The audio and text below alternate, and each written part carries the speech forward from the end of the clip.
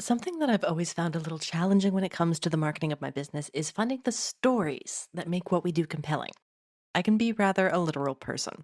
I know what we do is valuable and our clients appreciate it, but as my business partner and today's guest are always saying, people connect with stories and you need to create ones that draw people in. One of the ways to do this the most quickly and that sees the highest rates of conversion is by sharing video content for your business and for your podcast.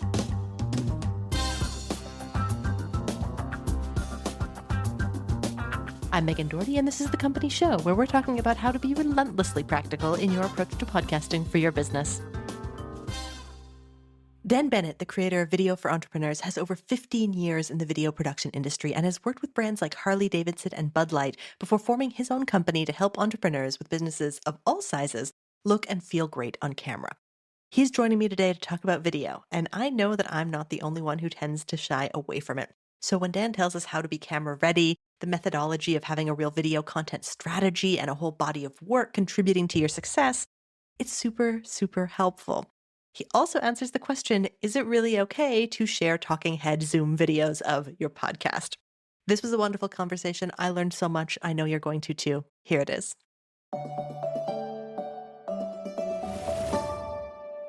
Dan, thank you so much for joining me and all of us here at The Company Show. Yeah, appreciate it. Anytime anyone's willing to listen, I'm willing to talk. Boy, are you in the right industry. I know, right? So we've spoken before, and you do so much interesting work around video and how entrepreneurs can use it.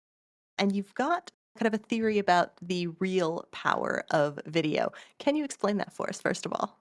It's kind of one of my favorite parts about when I do like workshops and stuff like that, because one of the first slides is like, we're all here for the real power of video, and the secret is, and then I go to the next slide and I'm like, it's not video at all. And essentially, what I mean by that is video is the vehicle to take our story where it's going. And what we put in the car, what we pack for snacks in a long drive is the real important part of video. So I don't ignore those things.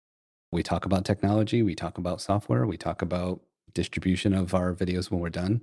But the real core of the work we do with our clients and students is around things like camera confidence, getting your story across, making things really punchy and engaging, how to make great video, being the stories we're telling kind of inside of the video itself. Oh, I love that. And I know my business partner, as she listens to this, is going to be shouting, yes, Yeah, yes, it's about the stories. It's about it the is. you, and it's about communicating that. And I've got a bunch of follow ups. But first, and maybe most importantly, what are your favorite car snacks? Car snacks. I am a beef jerky guy for sure. Yep. I think my brain gets easily tricked into thinking this is a meal.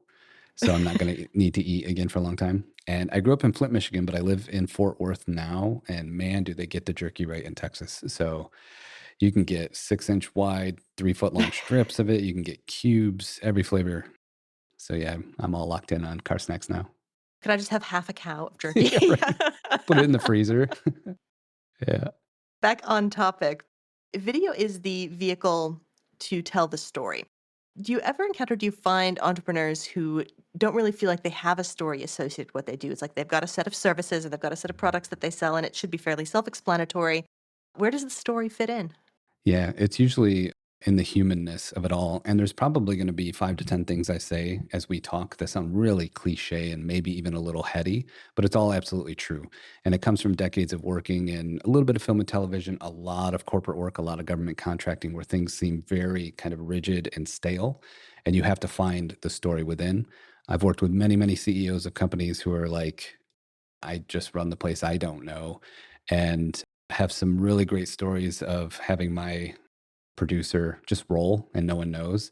And we're talking about bass fishing or how my grandpa used to raise beagle dogs and they currently have a beagle. And then we slowly move into business. And 45 minutes later, I think we got everything we need. And they're like, wait, what? I'm like, yeah, man. And that came from just being human, having a conversation, and then kind of taking that humanness and applying it to all of the whys of your business. Why'd you make this? Why did you start? Why do you love helping people so much? Whatever the case may be. So even though it sounds kind of corny, that's really, really, really what we're focused on when we try to help people tell story, because everyone likes to get caught up in like, well, once upon a time. We love a good story framework. We use them all the time in our work, but we don't start there. We generally start with things like exercises around, just point your camera at your face, nothing fancy, no mics, no lights, no nothing. And just tell me about your favorite food, your favorite dish, the favorite vacation you had where you had that dish. For me, it's my grandma's apple pie, like the whole thing. It's cliche, but like the smell and knowing it's coming and it's gonna be hot for a while, so you can't bite it right away, and that maybe she'll give us ice cream this time. Like that whole thing means something to me. And then for the rest of the time that we're educating people and they're like, man, I'm terrible on camera, we'll show them their original video of, look, you closed your eyes, you paused, you could smell it again. You told us about your trip to Paris and how the sauce is just different there. And people realize, oh man, I actually am kind of a good storyteller. It's just when the camera comes on, sometimes I get a little bit of stage fright. And we all have it. I've been doing this forever and I still struggle sometimes. So it's just kind of finding the natural storyteller in you. I tell a lot of people, if you're going out to coffee or dinner with a friend you haven't seen in a long time, just treat video like that. How you been? What's going on? What are you excited about? What's new? And get as close to that as we can. I like that's similar to advice we give people for recording either solo episodes or intro and outro content. I recommend people take a picture of someone they like and put it right next to their Yeah. camera, Yeah. or so they can be staring at that person. Especially if because it's one thing to have someone like yourself guiding someone through creating video, which is such a pro move. If you want really good quality and that natural video, staring alone into a camera is very weird, but it can really help just loosen you up to have that human. But what is your recommendation if someone is, maybe they right now they're working alone or they just want to test their toes in the water a little bit. They are going to be doing it alone. Maybe they don't want anyone to see their first attempts. How do they make sure their first try is a really good one? Those are some of the first little fears that people have to get past. So never in our work ever are we like, get over it. It's always, here's a tool to get over it. It Mhm. might only be some logs tied together with rope and it's kind of dodgy, but we'll get you over that ditch or that little cavernous spot that we're dealing with. So sometimes, like, we have a space in our community called the Video Sandbox, and Mhm. people share their ideas and then they share their rough drafts. And it's a safe place to get loving critique and feedback. We shoot you straight, but we love you while we do it before you put it out to the wolves of the internet. So there's a lot of different things like that. Maybe you can make up your own version of that. You don't want to show the world, but you have someone you really trust who would tell you you have spinach in your teeth if you did. And you say, hey, I made this video. Could you give me some feedback? Don't hold back, but I know you love me, so you're not going to crucify me over Mhm. this thing. So, like, what do you think? And then if you can professionally tap into your network of people who are of a similar trust level and see if you can get some feedback there. It might be online community, might be private, just an email back and forth with someone or a DM. And then if you do have access to someone like me, take them up on everything they offer because I offer free strategy calls to people all the time. We have the sandbox. There's all kinds of ways to kind of like do like I like to do when I get in a pool, which is go down the stairs at the shallow end real slow. I'm not one to jump in the deep end. Oh, I'm a jumper. It's got to Yeah, be a and I jump. love it. I'm so jealous of jumpers. I love it. But for those of us at the other end, I'm the stairs. I'm just like, here's how you kind of get down in here. It won't Yeah. feel good at first, but eventually, yeah, da da da da, we're having a great time. So, Perfect. So on the business side of things, especially people who are creating movies, maybe someone's got a podcast or maybe they've been a podcast guest. Now, of course, those happen on video sometimes, but what are kind of the indicators within a business that it's a good time to start really deploying a video strategy rather than having video be like the occasional add-on? When's a business ready for that? yeah, I think a lot earlier than they think. Isn't that always the way? Right? Yeah. Best time to plant a tree, they say, right? Hmm. It's definitely probably earlier than you think or earlier than you're comfortable doing so. And I think if you have something to say, and you can also allow yourself the grace of knowing this doesn't have to be a promotional video. It doesn't have to be an ad. I don't have to post this to get new clients. I just feel something about one of our products or this case study of someone we helped, or I want to share something about myself and how I was feeling as I did my work in my office last week or something. Don't be afraid to share those things. They don't have to be 1,000% transparent, 1,000% intimate. They can be very high level and educational, but you can still give people a little dose of what your business is about beyond just the product or service.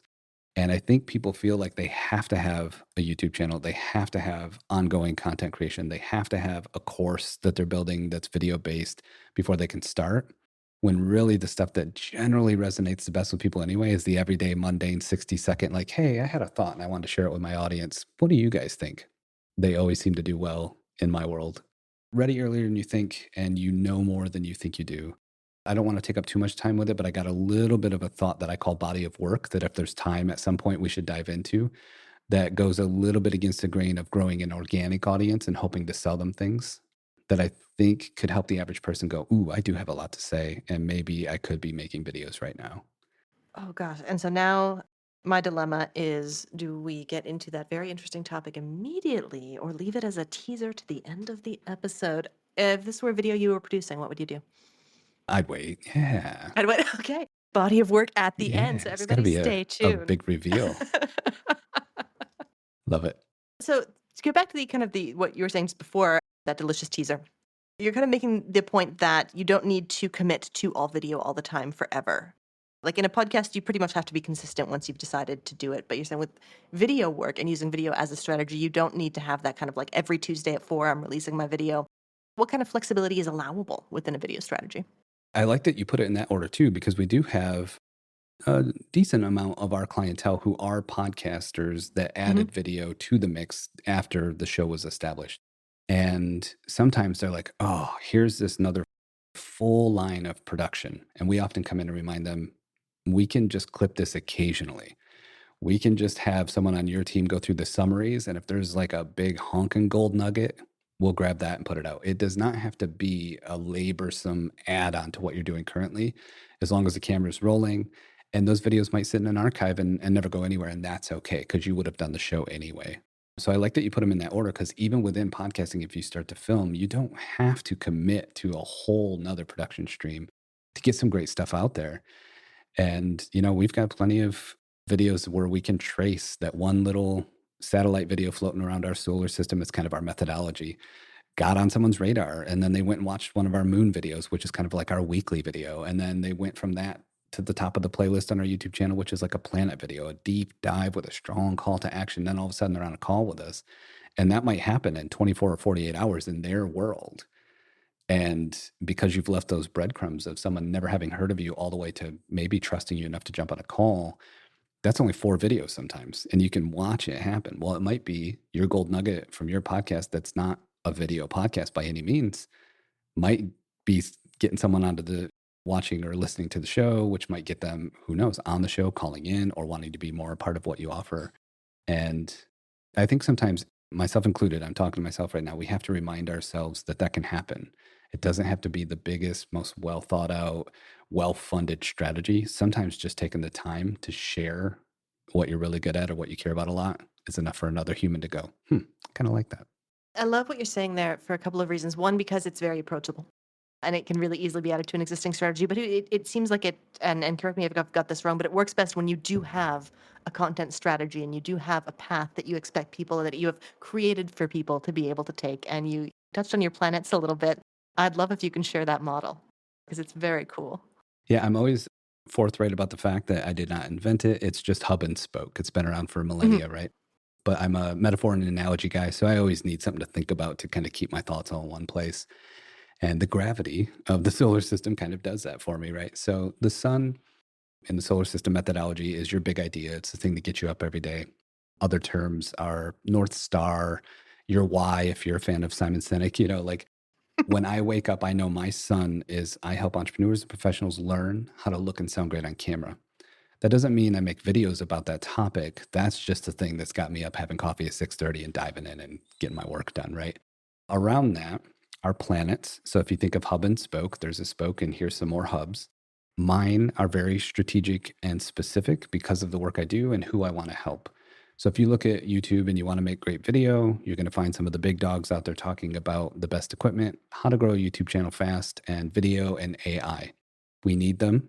Those are all important. What we don't need is another professional talking about those topics. So I like to dive another layer deeper, and I have 3 planets. I suggest to people don't go over 3 unless you got a really large audience that can handle a lot of different topics.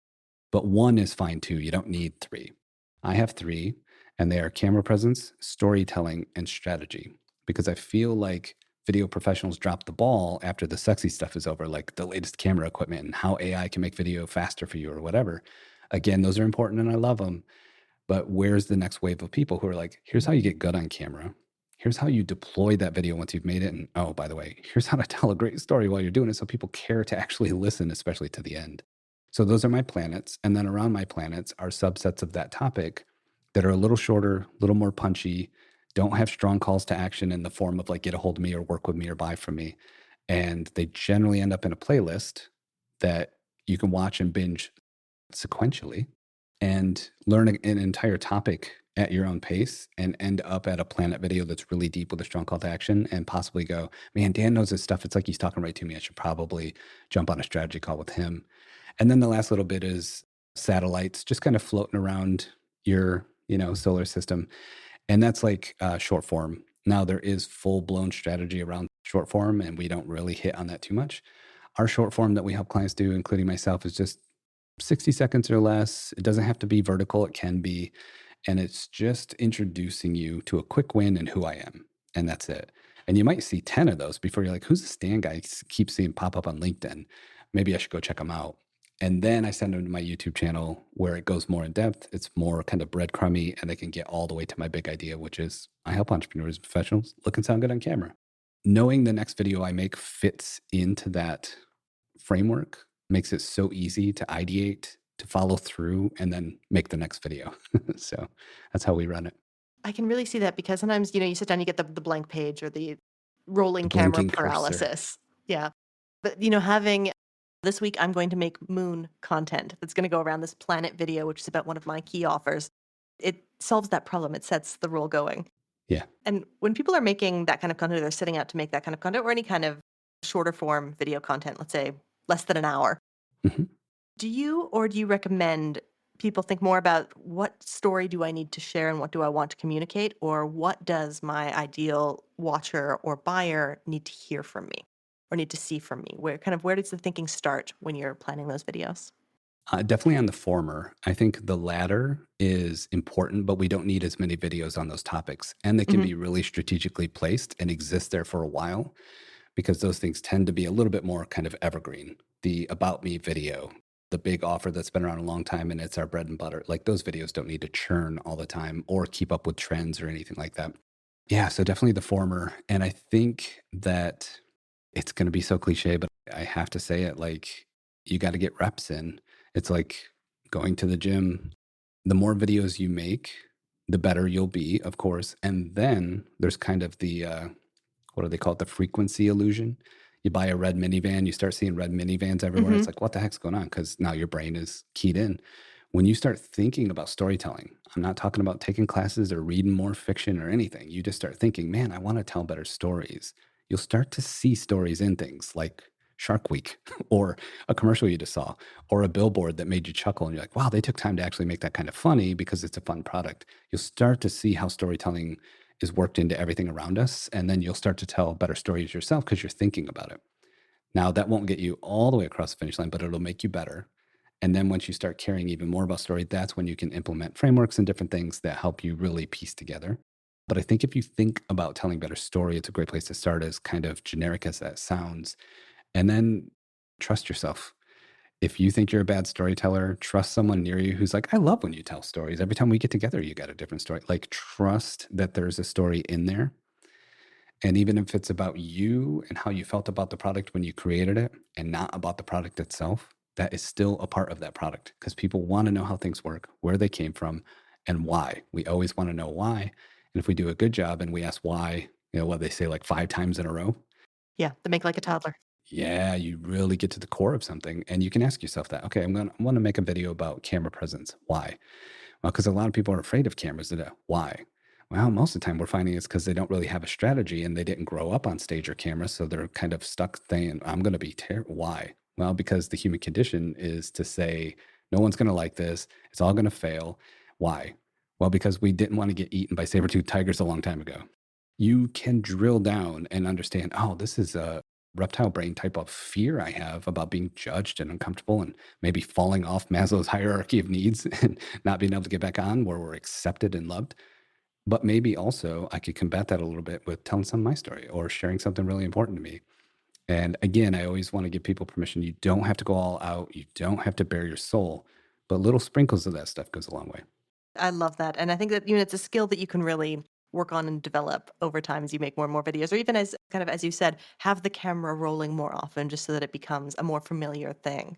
Yeah, I'll share super quick. Something that's really a breakthrough for a lot of people I work with is I tell them hit record on the camera and then do a breathing exercise.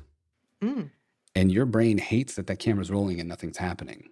Even if you don't do production, you're like, but it just feels weird. I've been doing this 20 years. It still feels weird to me. And then I give myself, I always got a sticky nearby. You can't see it, but it says space and grace on it. I always give myself the space to do this and the grace to not do it well. And if those two things are in play, I can like let the camera roll for 30 seconds and then do a take and like, oh, we're kind of warming up. It's like an Olympic athlete. Like they're not going to go do the thing. They're going to warm up. They're going to eat well, blah, blah, blah. And if you do those sorts of things, then you don't have so much pressure of like hit record and nail it. It's oh, hit record, close your eyes, breathe through your nose, get the heart rate down a little, do a couple takes. If it's funny, laugh at yourself. The editor's never going to show that part to anyone anyway. It just all those things I like to remind people of because that's a breakthrough a lot of times is that we're not live on the news or Saturday Night Live. We can edit these things or we can choose to never show them to anyone. So space and grace. Oh, I love that. Space and grace, it's a beautiful idea and a beautiful thing to give to yourself and that you give to others. You are a kinder person than I am. I just tell people their first one's going to suck and they need to deal with that. And We need that though. Not to be too corny, but it's such a balance. We need people in our lives who are like, Mhm. hey, and then we need sometimes a little like, I call it the smack kiss, like, stop doing that. Mwah. I love you though. Need both. Perfect. So I'd like to get your professional opinion on a type of video that a lot of podcasters end up making for the first time. And this is where they release to YouTube or to their other channels talking head video, where it's just like a Zoom recording or a Riverside recording. Like we are two talking heads side by side and the conversation going on and that being released as the video. Do you think that's a good strategy, an okay for now strategy, or should people be doing a little bit better? Dude, I love that you said okay for now. Most people give A, B choices. I think okay for now, especially if you're early days. And that doesn't even necessarily mean early days of the podcast. It could be early days of filming your podcast. Hmm. But put that sign on the door, okay for now. So you see it every day and it's like, is it still now? Because it's been a few months. I think at the end of the day, and this oftentimes gets chalked up to editing, and people are like, I'm not an editor. We have an editing service, and that's some of our clients. Like, we Hmm. understand it. But if you can view it as more than it is on its face, on the surface, it can be so much more. And again, I told you I was going to say 5 or 10 things that just sound cliche and cheesy and whatever, but it so can be. And I'll give you a great example that has nothing to do with podcasting so you can get your head away from your podcast and just think about video for a second. I have a lot of people who are like, it's just me. Maybe I'm on the road. We had a client who traveled around the country and grabbed collectibles from different areas and then put them in his online shop and he would film his adventures. And he's like, it's kind of boring. I have to film myself and it's not like I'm putting it on a tripod 100 times to show all these different things. I'm just kind of carrying it or pointing it at myself. And I was like, okay, I'm going to break your brain real quick with the most simplistic thing in the world. Film everything. Don't talk at all. Come back and compile it and then talk in your studio. And that is a documentary. That's why we love Yeah. documentaries. We have the idea, the story, a lot of times the footage too, and then we go interview people and tease the dialogue portion of the story out of them. You can do that too. So just think about your podcast that way. I'm just going to do a good podcast and film it. Then I can come back as the narrator of my own story and that part and that part. And oh, you know what I could do? I could hit record right now and say, hey, we just had a podcast. I had someone on who blew my mind. And there's a whole bunch of little spots where this happened, but I wanted to share this one with you. Anyway, roll it. Here it goes. And then cut to that. We're talking about 2 clips, no fancy editing, just you talking and setting it up, and then you on screen with them. Boom. It's got a documentary feel. I'm a fly on the wall, and you introduced me to something cool and got me excited about it. There's so many options that aren't just two people talking. So, okay for now with a touch of don't let now stick around too long. Don't let now be forever. Yeah. Okay, so I love it, and that's a really fun strategy. It's really for promoting an upcoming episode. Mm. And what if you're kind of positing one way to level up the traditional two talking head style video is to make it documentary style with a portion of it. What if someone wanted to level up the whole conversation? I think editing comes into play there. And Hmm. if you're making anything where editing is going to become part of the play, it becomes a production. And if anything becomes a production, 85% of what makes any production in the world good happens before there's ever an audience in front of the stage or anyone ever hits record on a camera. So now you're talking about pre-production. That's what makes productions great. It doesn't mean you can't turn on camera, talk off the top of your head, and have a great piece of content. But if you're wanting to take it to that next level and editing is a part of it, what are we going to talk about? Why are we going to talk about it? Where could I maybe interject? Maybe I could throw a surprise in there that I have planned, but the guest doesn't know about. When I had my show, I could always tell that people like didn't listen to the show before they were on it because I asked the same question all the time, but it was always a surprise. And it came from my days of making videos in the music industry and interviewing a lot of rock stars and stuff like that. And I would get to the end, I'm like, okay, you've been touring all over the place. You get the same 20 questions every radio station you stop at, blah, blah, blah. I'm sure you're sick of my questions I've been asking because I was doing it for the label or whatever. Okay, it's my turn now. What do you wish people would ask you about? Hmm. And my goodness, did that open up the floodgates? Everything from I have a small guitar company, we make acoustics, we only make 12 a year, and I got a little tiny website and I never get to talk about it. And I would love to share this with you, to family trauma that led to the fact that they're even on stage now. And here's this backstory no one's ever heard before. It opens people up. And so there's a lot of ways to elevate the production by what you think about before you're ever on screen with someone.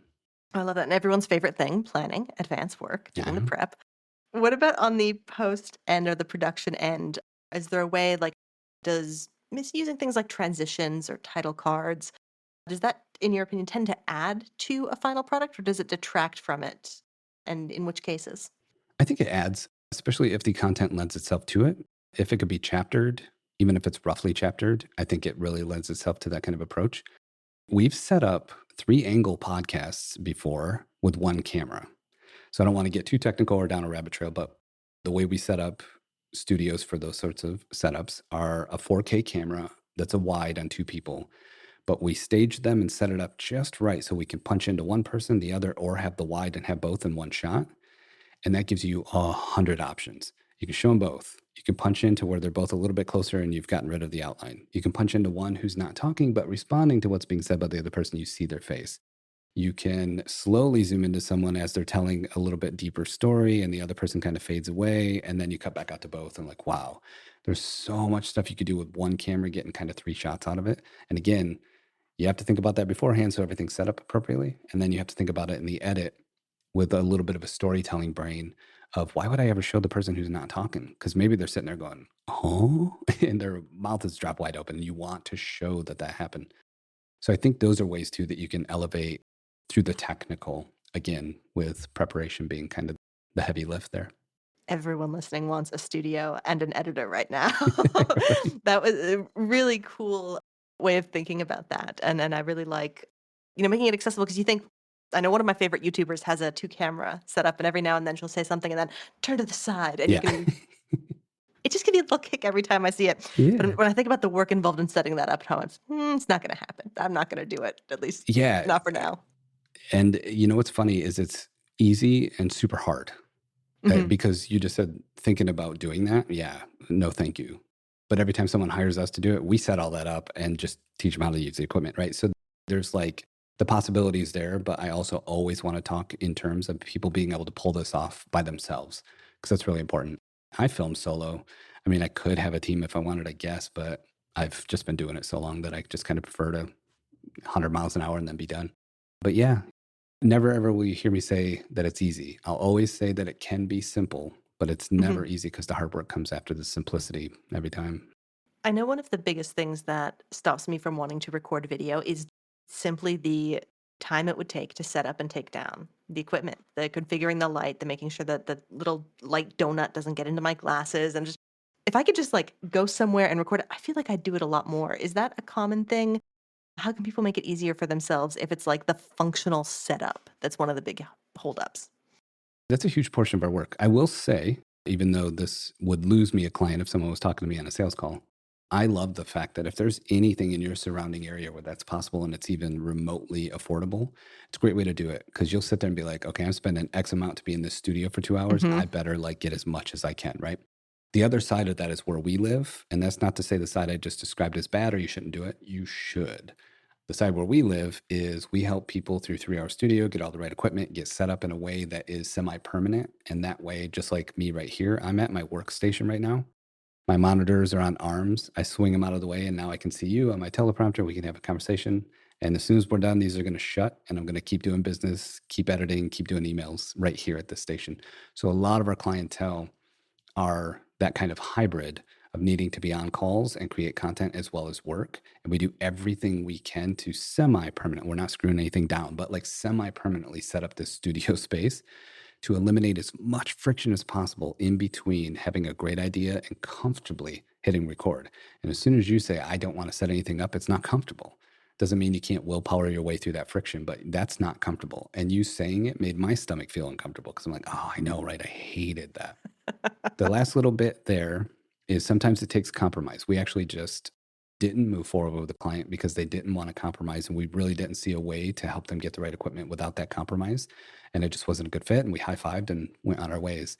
Sometimes you have to compromise. So we've had people who we can do everything except the camera. I don't recommend the camera, but everything else mounted to your desk where you can swing it out of the way when you're done. So there is nothing to keep you from sitting down going, oh, I met Julie at a networking event last night. We really connected. Let me hit record real quick. Hey, Julie, just want to make you a quick video. I love that we bonded over, how my grandpa raised beagle dogs. We'll go back to that story and blah, blah, blah, blah, whatever. Just want to send this off to you. We should keep in touch. And then boom, you're right back to work. And that friction was made minimal, which helps people really get in the rhythm of making video all the time. So we've had people where the desk is either too thick or doesn't have a lip, or they got a standing desk that's made out of glass. And it's like, how bad do you want to leverage video in your business? I'm not here to talk anyone into anything, but we've had people go out and buy a $150 desk, get rid of the old one, sell it on Facebook Marketplace so we can clamp everything to the desk. And now they don't have to set stuff up every time they record. They just have to turn stuff on and swing it in front of their face. So there's always a way if someone really wants it, but there's also sometimes where it's just a no-go for folks.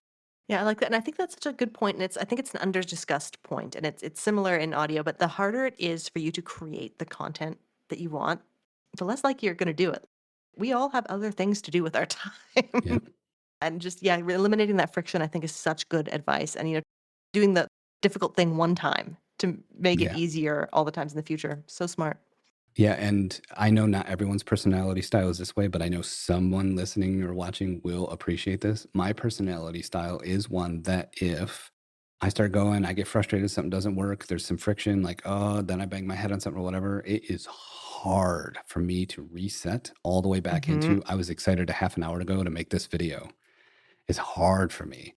I'm one of those people that has to fight being in a bad mood. If something goes a certain way, I really got to like kind of recenter, go off somewhere, maybe meditate and breathe for a minute and be like, it's not the end of the world, Dan.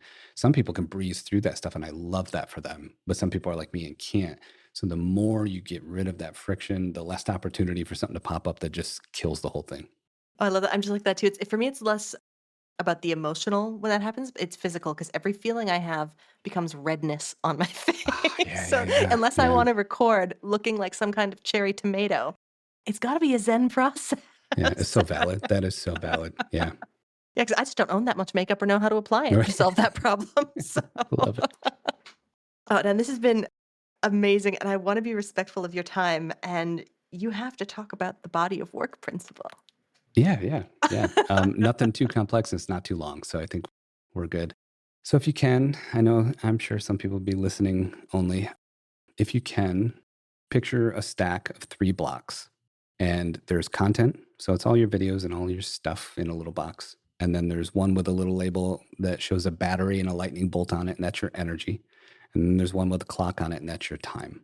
No matter what we do with content, we're spending energy and time, and there's got to be something to show people. That's the content. No matter what business you do, if it's got an online element, even if you have a warehouse and you manufacture something and sell widgets, you might still have a website. There's almost always some digital component if you're online at all. The next step is, how do I grow my online business? If you ask that question to YouTube or Google, a vast majority are going to be the ones who speak the loudest, spend the most on ads, have the biggest following, and get the most space. And they're generally saying, build a big audience, get 10,000 people on a list, 1,000 will pay attention, 100 will show up, 10 will buy. That's your funnel. Nothing wrong with that at all. But so many people think that's the only way to do any business online. And so what we do is we shift. Now we're going to go to the other side of the table. Got a content box, you got a battery box, you got a time box, just like on the other side. It's even the same content. Nothing's different. On the previous side, we spend that time and energy trying to grow an organic audience. I'm not saying don't do this. I'm not saying it's a bad play. I'm just saying there's another way. So shift to the new side. We look at our energy and our time, and then we start looking at the content as a body of work. This is all the things you're good at. If you came from corporate and you have an expertise, it still applies to your business, even if you're in a different sector. You have your life experience, you have your human experience. There's so much you bring to the table a lot of times that in a job you never get to express because it doesn't fit within the confines of that corporate structure. There's so much there that's your body of work. We focus on taking that content and then spending the time and the energy getting it in front of people who already care about what you're talking about.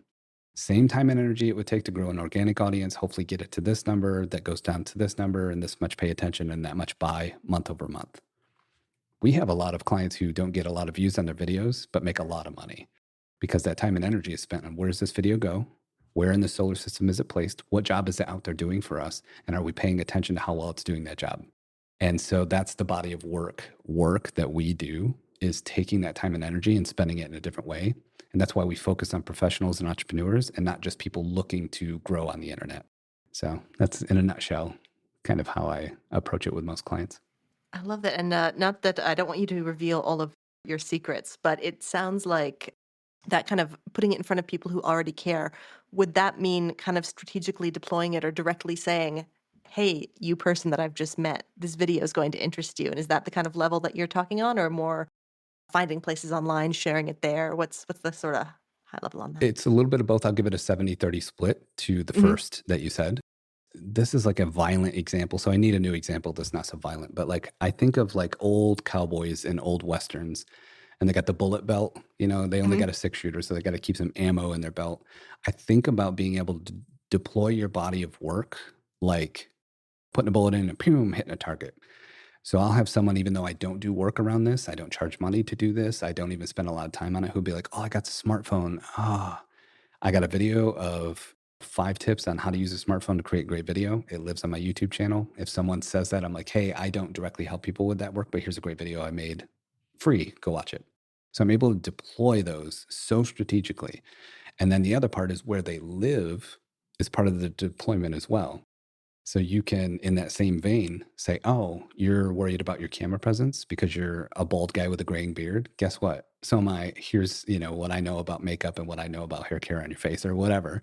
And I'm able to send them somewhere around camera presence, strategically put calls to action at the end of those moon videos that are like, "Ooh, if you learn this, here's what to learn next because this is how you dial it in." All the way to a planet video who's like, "Here's the deep dive on how to achieve great camera presence without spending any money. But if you want to work with a pro, here's me as well, and I can get you there really, really fast." And all the way are like throwing darts at a target, like really trying to hone in. I could just put out videos, run ads, and try and get as many people on my newsletter, as many people on my YouTube channel as possible. But that hasn't worked too well in my career. So I've kind of shifted to this more of either throwing the dart and trying to hit something or taking someone to the content because they asked a specific question, which they're kind of the same as each other, but they're a little bit different in how you deploy them. I love that. It's like the gentler form of marketing, despite your metaphor. I'm huge on that too. I know I need a new one. I'm huge on that too because, like, I'm not anti sales. I've sold plenty in my life. I don't think salesmen are bad people. I know not every salesperson's a car salesman type, whatever. But I like to think of sales like having a full size jack in the trunk of my car. If you got a flat tire and I got a full size jack, hey, I see you're having tire trouble. You got that scissor jack. It looks like your car might fall over. If you got $10, I got this thing. You can have it all day long. Just use it. Be safe. I'll come back, get it later, whatever. Two things. One, I'm never pulling over if I see steam coming out of your radiator because you don't have tire problems. I'm not going to try and sell you a jack. Two, if I pull over and I'm like, hey, you're having tire trouble. Would you like to rent my jack? And you're like, get out of here, buddy, scram. I still sleep well because you had a tire problem and I got a jack. I didn't do anything wrong. I just offered up what you needed. Hmm. I love that about video as well. I don't need to go convince people video is important. I need to talk to people who are already like, man, video is important. What do I do? I just wish I knew the next steps. That's who I'm talking to. So it's the way I try and look at it. I like that. Now, the videos that you and your clients are creating, especially like if they are the business owner is the talent, you're almost sending like a little invoice out into the world to do that same job for you, even though you can't be there personally. Really, really love that. Yeah, it can happen while you sleep too. And there's all that get rich quick stuff on the internet and all that, like make money while you sleep. But you literally can look at analytics and see that over in the UK, while I was sleeping, someone watched this video and then commented and asked for my email. And then we spoke. Like you literally can see things happen while you sleep. And they're just little soldiers out there doing work for you all the time when they're placed right.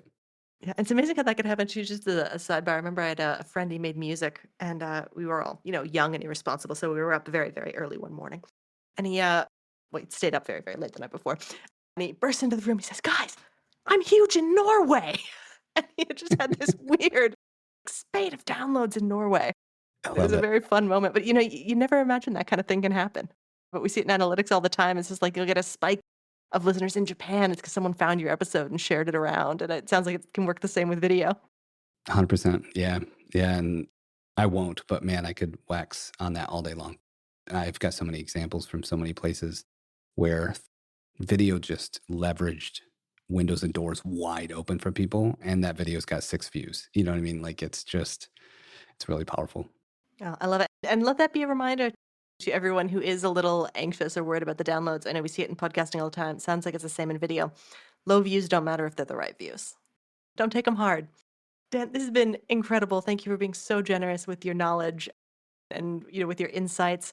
Where can people find you and who should? Yeah, I appreciate it, man. This is like a recess in the middle of a workday, so I love it.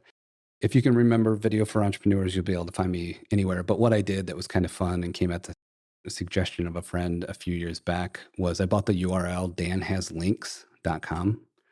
And if you go to that, it's just all my links in a stack that you can click on. So danhaslinks.com and you'll be able to find me anywhere. And even though I'm not like super heavily involved in every social media platform, I'm still on everyone because I have to research them for my clientele. So I'm always up on the latest trends and stuff. So you literally can, if you DM me anywhere or email me, I'm going to get it and respond. And we always do free strategy calls. They're 15 minutes. If you go to my website or whatever, I always like to do a half an hour anytime someone lets me have access to their platform and their audience.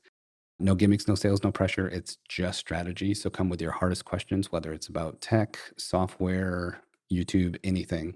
And I'll solve as much of your problem as I can in a half hour, no strings attached, because I just like getting people unstuck so they're not so tied down and burdened by video. Absolutely love it. Links to everything mentioned will be in the Yeah. show notes wherever you are listening to this episode. Dan, thank you so much. And thank you, everyone, for joining us today. Thank you. One of the things I like best about Dan's strategy is his focus on starting where you are and building up from there. You don't have to do everything all at once, and your first attempts don't have to be perfect. If you're interested in getting started with video or you want to level up the video that you're currently creating, check him out at videoforentrepreneurs.com and grab his extremely generous offer of a complimentary strategy call. We are gearing up over here at One Stone Creative for the launch of my new book, Podcasting for Business: How to Create a Show That Makes a Bottom Line Difference for Your Company. The official launch date is on September 10th, just a couple of weeks away. And if you decide between now and then that you'd like to pre-order a copy, then I would be thrilled to give you a completely free ticket to this year's Podcasting for Business conference.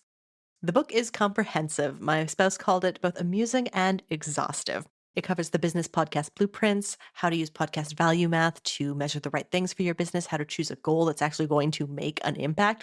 And we go into 15 specific business outcomes that we call the metrics that you can optimize a show for to start seeing those results in your business. I'm very proud of it, and I think you will get a lot out of it. So if you would like to pre-order that, you can do so at podcastingforbusiness.com. If you do so, you will get my undying gratitude and the free ticket to the Podcasting for Business conference, which is going to be a great event this year. We've got over a dozen expert presentations, expert Q&A, panel discussions, workshops, and lots of networking opportunities. It's happening November 13th to 15th this year, so if you want to attend for the bargain price of a $10 ebook pre-order, you can get all of the details at podcastingforbusiness.com/book. I very much hope to do that, and I cannot wait to see you there. It is going to be a great time, and I hope to see you there.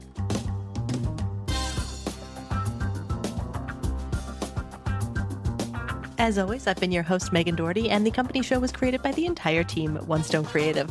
If you found some value in this episode here today, the best way that you can support the show is to share it with someone that you think should have a podcast.